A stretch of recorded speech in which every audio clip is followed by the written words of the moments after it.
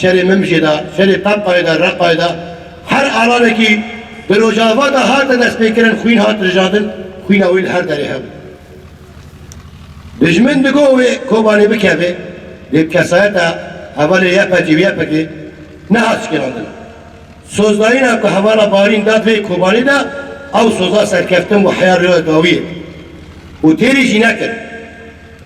Têrê nekir berê xwe da çiyayê Kurdistanê, çiyayê azad. Li hember hevalê xwe sekinî.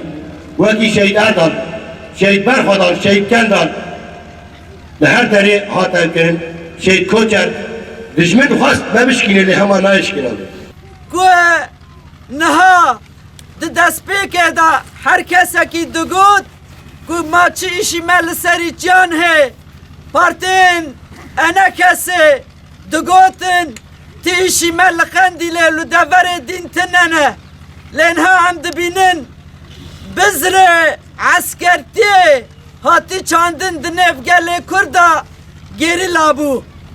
Bizrê toximê ê fedakariyê gerîla ku hatî çandin gerîla bû.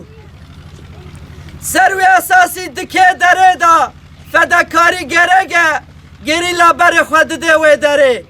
Hate xuyakirin deng û rengê jina Kurd di Kobanê da.